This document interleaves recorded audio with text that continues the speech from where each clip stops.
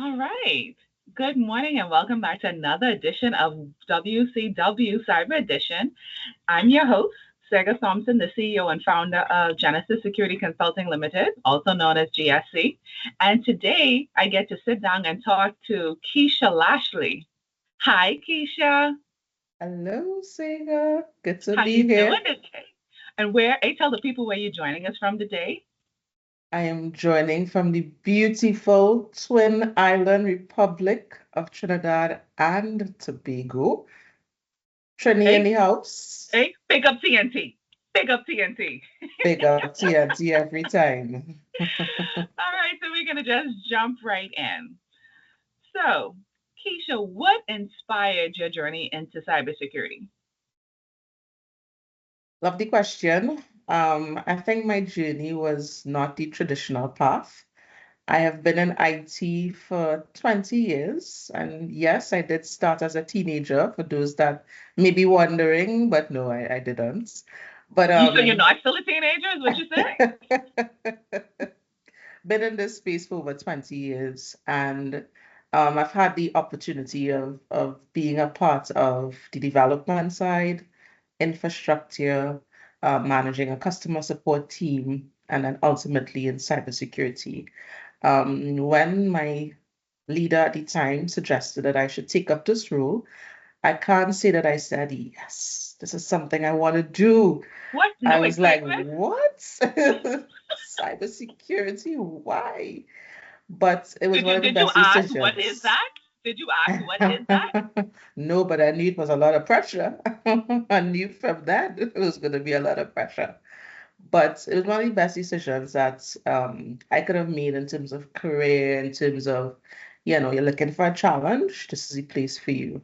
And I've been in this role for about 9 years or so. And it's been nothing short of challenging, entertaining, rewarding, all of the above.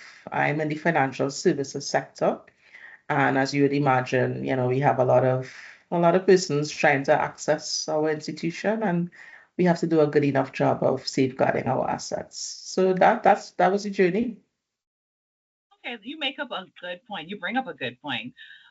Because there's a belief that smaller Caribbean nations such as ourselves don't face the same level of cyber threats as larger countries such as the US, Europe. You know, what is your perspective on that?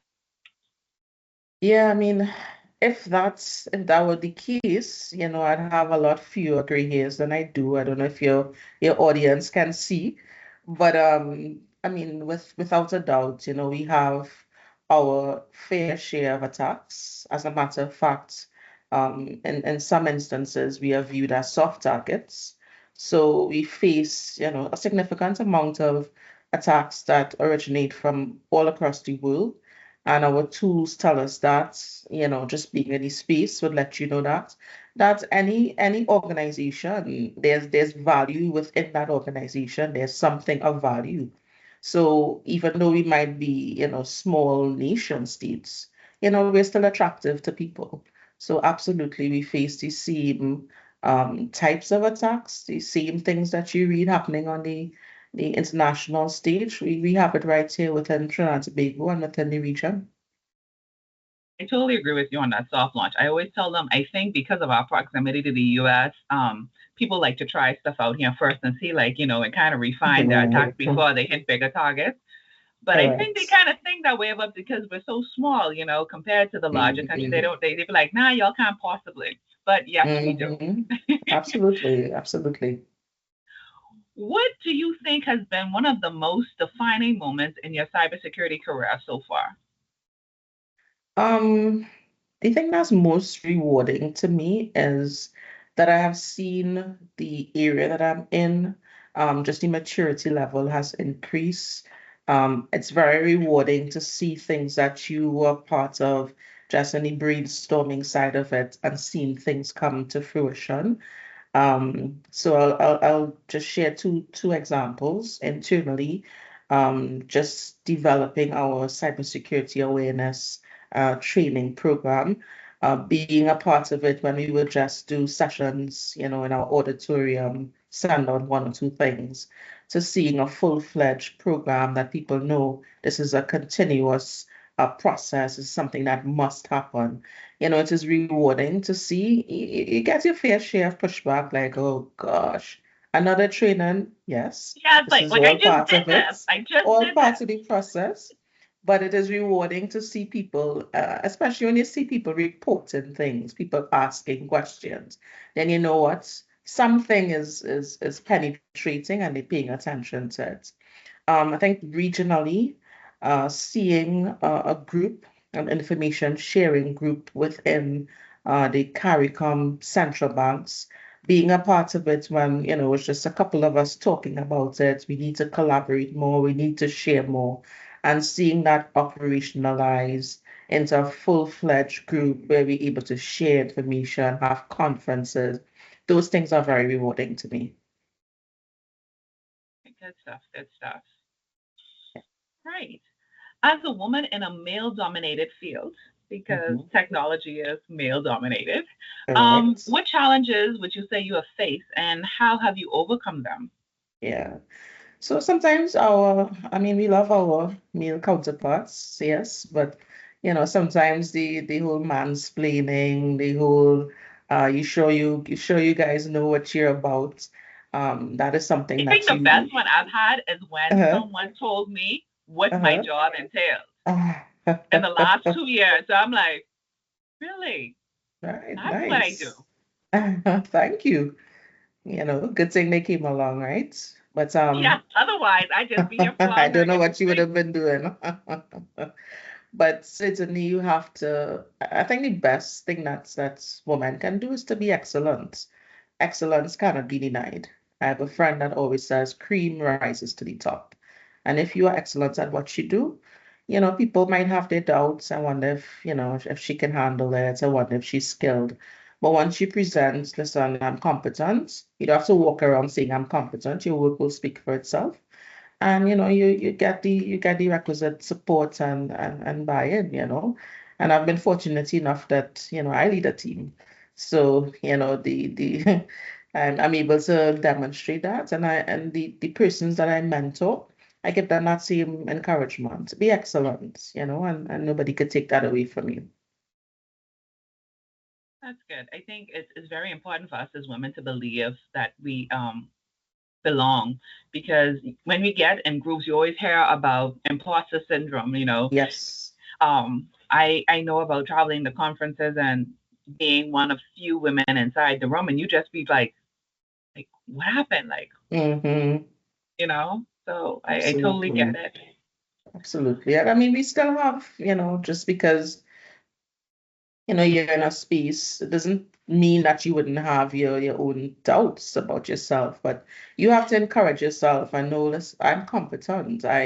If you don't know something, go get trained up, upskill. Those are things that are not limited to any gender.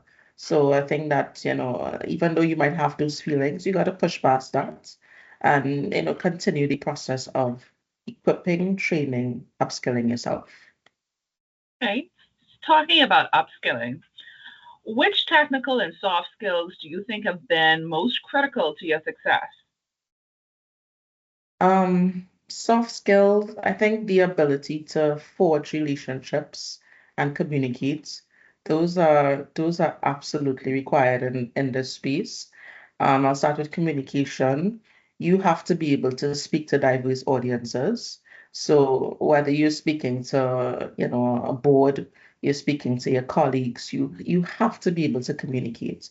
Even within the IT space, your colleagues are going to look at you as, oh gosh, here comes the policeman, here comes the person who doesn't want me to do anything, The no, who's hey, trying the to, no sale, the no sale. yes, trying to stop us from being great, and that's absolutely not our role. I always tell them I love technology. I just needed to deploy it in a safe way. So, we got to be on the same page, right? So you absolutely have to be able to communicate effectively. And I think that ability to build relationships is also critical. I have leveraged that in getting things done and shifting the organization and driving particular initiatives because I'm able to call and say, see, God, this is what we're trying to accomplish. Work with Mana. Could you assign somebody to work with my team? And I think having that, just that understanding of people and the dynamics, people that may not necessarily not want to assist, but you may not be their priority. But having that ability to leverage your relationships, that's important. I think technical skills, Siga, I think those could always be built. If I'm looking for somebody, looking for a resource to join my team, yes, I want them to have a specific level of competence, specific skills. But those things can always be, trained up. You could always send them to do different things. And there are a number of resources, a number of certifications that are out there. Just depends on what you have, need for at a particular point in time. Fair enough. What role do you believe leadership plays in building strong cybersecurity culture within an organization? Oh, it's essential. It will not work if you don't have that support of your leadership. I remember for us when we were building our awareness program, one thing our leader said at a general staff meeting is that if I have time to do it, you are expected to do it. He said, Keisha will come and take my firstborn if I don't do it. Very light-hearted, but he underscored the importance that this was something that was critical to the organization. And every opportunity that he had to champion cybersecurity and cybersecurity issues and things that we needed to be aware of, I was always very grateful for because, again, it set the tone. So you're going to be fighting an uphill battle if you don't have your leadership on your side. And that is something that you have to do very, very early as a leader in the space is that you have to people need to understand. So sometimes we try and you hear people say just scare them enough.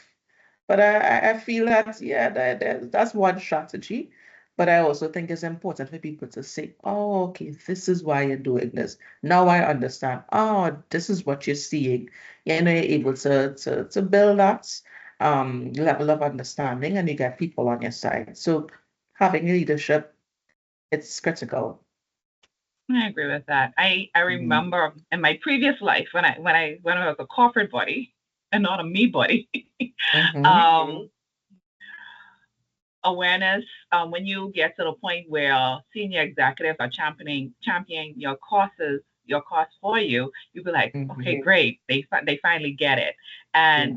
And then I've seen both sides of the coin. I've seen where they're like, this is a draftsman. This is a draftsman. You did this intentionally to get me to click on it, you know? Yeah, And then you have yeah. someone, and I've also seen where the person at the top says, well, like you said, I found the time to do this, so you can find the time to do this. And I remember um, at one point, executive hit the list for disconnection because we had a policy and it said that hey, if you didn't do Mhm, it within X amount of time, your network access got cut. And they were mhm, like, so I was like, hey, there's a VP on this list. Like, what do you want us to do?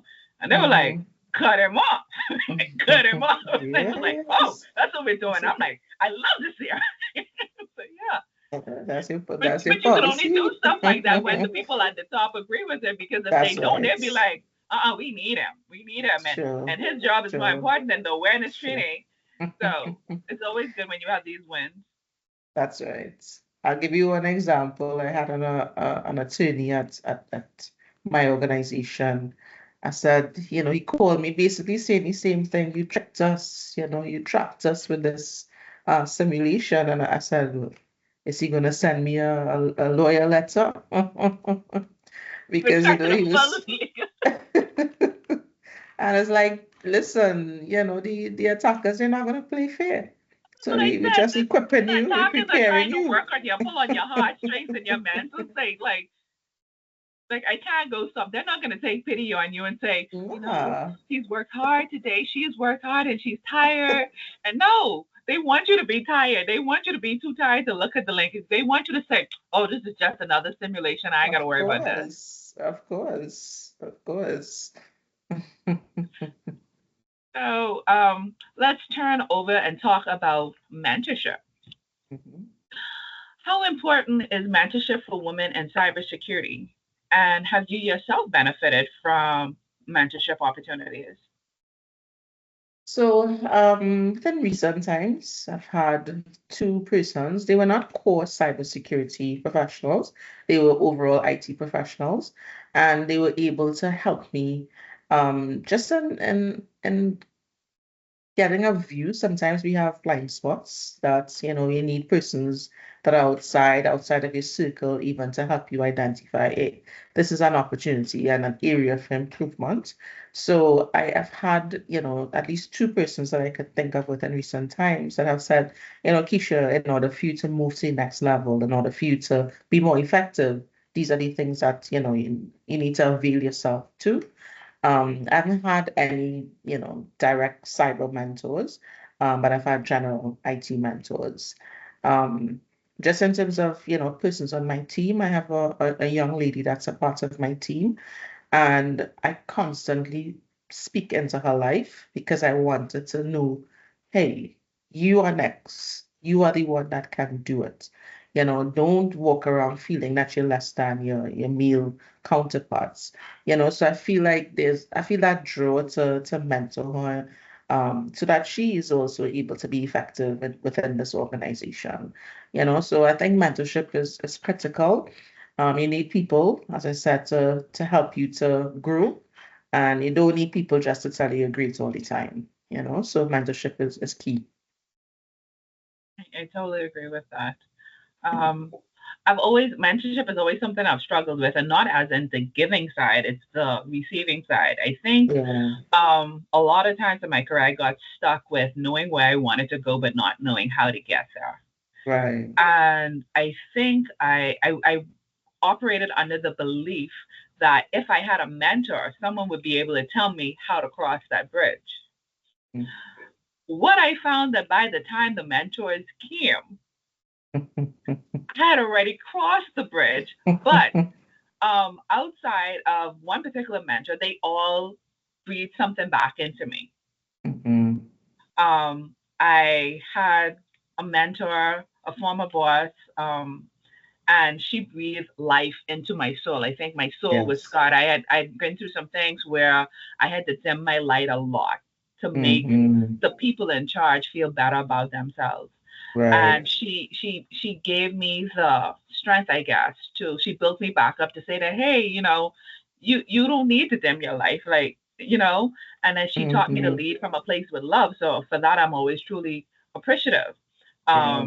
The second one was a former mentor where I applied, and then that's when I realized that mentors want you to know what you want from them. And I was like, well, I'm already in leadership. I'm not really sure what I want from you, but Hmm. And then the third one, I think, kind of gave me some stuff that helped me now on this current path that I'm on as working for myself, being a consultant. I Hmm. think there was some good tidbits that came in that is going to help me on this new path that I'm on. So I do believe in mentorship. And as a leader, I always felt that, I believe in an open door, and I believe in asking the team, tell me what path you're on. I don't want you to just tell me that you're good in the position that you're in. I want you to tell me Hmm. what your hopes and your goals and your dreams and aspirations are.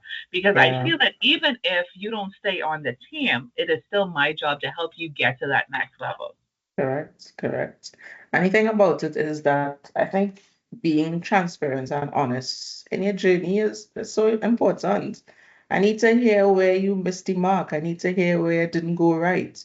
And those are the real lessons that you can impart to others, and as persons ourselves, that we want to hear from our leaders and persons that are in our lives who could teach us. So, I mean, it's great that you've also had persons who stepped up, who were able to give you that advice. And, the hope is that more of us, and more persons take up that responsibility. I agree. So, Yeah. what advice would you give to a young woman of Caribbean descent considering a career in cybersecurity? I would say, great choice. Get ready for some nights that you don't get a full night's rest. Get ready, prepare yourself. But it's a space that you can grow. It's a space that is dynamic. There are lots and lots and lots of opportunities. Just like anything else, be diligent, be excellent, sacrifice, and train yourself up as best as possible. One thing I found was useful in my journey is that my dad said something to me many years ago that no job is wasted. So at times it might feel like, well, what am I doing this for? What's in it for me? But you learn skills, you learn about yourself, you learn through every opportunity, sometimes the not so good and the good ones. So be open to opportunities, don't limit yourself. Don't limit yourself even to just within this region. Look outside, don't limit yourself at all. Don't limit yourself to your country, don't limit yourself to your region. So in short, be excellent, be prepared, upskill yourself, don't turn down opportunities, and think broad. It's a big world, so much out there, so much available. Those are the things that I would share with them. Live limitless. That's what I'm going to call it. Live Yes, live limitless. limitless. Love that. So I have a final question, and I'm going to take this kind of, not as serious. All So right. I feel personally that as Mhm. a woman in cybersecurity, I'm a superhuman. I'm a superwoman. All Like Alicia right. Keys says, superwoman. Superwoman. But all superheroes don't wear capes. Mhm. Hence, I only have a shirt. But Mhm. I want to know, what is your superhero name? Superhero name, boy? Wait. Huh.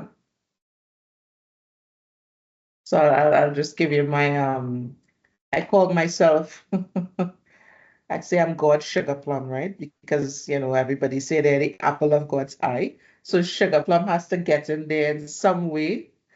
I need a cool name, boy. Yeah, because you're coming from TNT. Yeah. I caught me off guard with that one, boy. Bionic S. You go with Bionic S. Bionic ass. I feel I gotta follow up with what would be your super talent. Oh, that's a Oh secret. gosh. I can't reveal my secrets. I don't know who's out there trying to gather intel on me. Reconnaissance. Yeah, Reconnaissance. reconnaissance. All right. Mm, So this is the part in the episode where I take some time to tell you why you hit it on the list of my woman crush. So I met you several years ago at in Aruba, I think, at information sharing, mhm, and I think you brought all that Caribbean warmth, and but I didn't get to really enjoy it yet because I was still kind of new and feeling my way around. But we really got to connect a few years later, a year or so later, when we did the INCIBE conference in Leon, Spain, and you brought all the warmth. And I want everyone to know that you forged relationships like none other. mhm. I think the only person who may rival you, I think, is my best friend because she makes friends everywhere. But not only did you bring that warmth to everyone and you forged relationships, you made your new friends our friends, and you also shared knowledge. You were like, okay, these are trainings, these are the type of stuff that you should be looking for. And I appreciated that because I realized that sometimes as women, even though we've gone through a lot, we still carry over those same traumas as we go along, and we tend to information hoard. Yeah. And I tell them that I don't need to be the smartest woman in the room. And so I don't have a problem with sharing, but I don't always come across that. So coming across you was like a breath of warm Caribbean sea. Oh. And I loved it, and I love your vibe. And then, of course, we're in the CM field, and you are killing it. And so I just wanted to take a moment to highlight you and inspire some other people that are thinking or already in our career field and trajectory to know that, hey, they could do it too. There you go. I mean, what a beautiful um compliment. I appreciate, your sentiments. It is appreciated. I want you to know that I also admire you. And even though we might be physically separated in terms of countries, you definitely have somebody from Trinidad and Tobago that is cheering you on as a businesswoman, as a trailblazer in the space. And I too admire what you are doing. So thank you very much, even for opening your platform and, just for this conversation. Thank you so much for willing to be a part. And for everyone else, thank you so much for taking the time to tune in to us. Until next time, bye.